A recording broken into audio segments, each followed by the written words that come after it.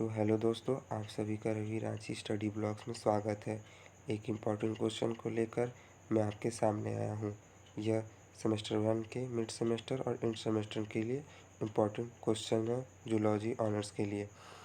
तो क्वेश्चन क्या है, चलिए पढ़ते हैं। Right general characteristics of phylum protozoa.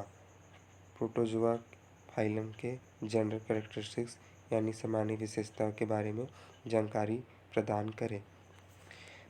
मैं आपको हिंदी में भी बताऊंगा, जिससे आपको हिंदी में भी अच्छे से जानकारी मिल सके, और इंग्लिश में भी मैं रीड कर दूंगा। Protozoa are unicellular eukaryotic heterotrophic organism. Protozoa unicellular eukaryotic और हेटरोट्रॉपिक होता है। इसका आशय यह है कि प्रोटोजोआ प्राणियों का ऐसा संघ है जिसमें एक कोशिकीय यूकैरियोटिक जीव और विषमपोषीय जीव आते हैं। विषमपोषी कहने का यह आशय है कि यह दूसरों पे आश्रित होते हैं। हाँ, और they have lack of cell wall. इनमें कोशिका भित्ति सेल वॉल की बाहरी भित्ति होती है, जो कि नहीं पाई जाती है। There are many protozoa that cause various disease in animals and human.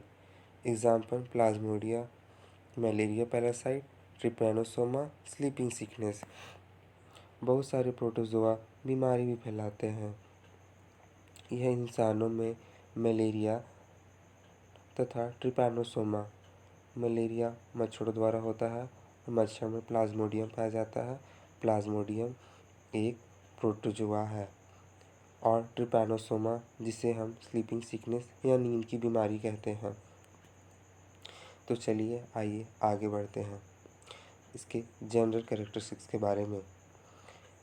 तो सबसे पहले हैबिटेट, जहाँ ये पाया जाता है। Protozoa are found in aquatic environment. They live in fresh water or ocean. Some are free living, some are parasitic in plants and animals. इनमें जलीय जीव भी आते हैं। ये मीठे तथा स्वच्छ जल में भी पाए जाते हैं। कुछ समुद्र में भी पाए जाते हैं। यह स्वतंत्र रूप से पादपों तथा मनुष्यों के बीच, पादप प्लांट मनुष्य ह्यूमन बींग्स के बीच में पाए जाते हैं। ठीक है, यह अब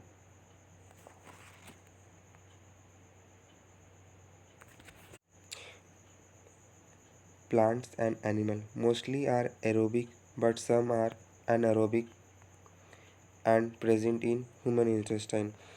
मतलब ये यहाँ ये कहना चाह रहे हैं कि कुछ ऑक्सीजन लेते भी हैं और कुछ ऑक्सीजन नहीं भी लेते हैं प्रोटोजोआ, और कुछ मनुष्यों के ह्यूमन के इंटेस्टाइन यानी आंतों में भी पाए जाते हैं। ठीक है, तो आगे बढ़ते हैं। Some are found in extreme environment like hot spring, some of them resting cyst. कहने का ये मतलब है कि यह अत्यधिक गर्म स्थानों पर भी पाए जा सकते हैं और ठंडे स्थानों पर भी पाए जाते हैं। इनमें कठोर कोशिका भित्ति नहीं होती है। ये कठोर कोशिका भित्ति नहीं होती है और ये लचीले तथा अनेक आकृतियों में पाए जाते हैं। ठीक है, size and shape, their size and shape very greatly from microbial 1 micrometer to large enough to 20 centimeter and can seen by naked eyes. कहने का ये मतलब है कि इसके शेप 1 माइक्रोमीटर, जो कि हम अपने आँखों से नहीं देख सकते, से लेकर 20 सेंटीमीटर, जो हम अपने आँखों से देख सकते हैं, उतने बड़े तक पाए जा सकते हैं। They lack rigid cell wall, so there are flexible and found in various shape. ये बहुत लचीले होते हैं इनके सेल वॉल, और ये बहुत सारे आकृतियों में पाए जा सकते हैं। In some of protozoans, specially in ciliateds, the cell is supported by pellicle. इसके सिलिएट कोशिका पतली झिल्ली से जुड़े रहते हैं। झिल्ली से जुड़े हुए केंद्रक भी पाए जाते हैं। ठीक है, अब इसके cellular structure. They mostly have one membrane bound nucleus. इसके एक्टोप्लाज्म, साइटोप्लाज्म बाहरी परत जो कोशिका की गति के लिए जिम्मेवार होती है। इसके आउटर लेयर जो होती है इसके मूव के लिए जिम्मेवार होती है। बॉडी शेप वेरिएबल, इट में बी स्पेरिकल, ओवल, इलोंगेटेड। इसके जो शरीर की आकृति होती है वो गोल, अंडाकार या लंबी चौड़ी हो सकती है। साइटोप्लाज्म में differentiate into an outer ectoplasm and outer ectoplasm को कॉर्टेक्स एंड एंडोप्लाज्म में बांटा गया है। साइटोप्लाज्म में differentiate into outer ectoplasm. Cytoplasm जो है इसके बाहरी भित्ति में पाया जाता है। तो आइए आगे बढ़ते हैं। न्यूट्रिशन यानी पोषण। Protozoa are heterotrophic and have holozoic nutrition. The pseudopodia of amoeboid help in catching the prey. The ingestion food to food vacuole. कहने का ये मतलब है कि प्रोटोजोआ जो होते हैं वो हेटेरोट्रॉपिक यानी दूसरे पे आश्रित होते हैं, दूसरों को बना बनाया खाना खाते हैं। इसमें होलोजोइक न्यूट्रिशन होता है जो कि इनमें सूडोपोडिया पाया जाता है। जो बाहरी आवरण होता है वो फूड को देखकर उनके चारों ओर अपनी सूडोपोडिया फैलाने लगते हैं और फूड को चारों ओर से घेर लेते हैं और फूड को कहीं से निकलने का रास्ता नहीं देते हैं, जिससे फूड कैप्चर हो जाता है और उसमें फूड इनगल्फ कर लेते हैं। फूड को ये प्रे का नाम दे रहे हैं और ये फूड वैक्यूल में भी चले जाते हैं और फूड वैक्यूल इनका पार्शली डाइजेशन कर देते हैं। अब आइए लोकोमोशन के बारे में जानते हैं। Locomotion. Most of protozoa species have flagella, cilia और सूडोपोडिया।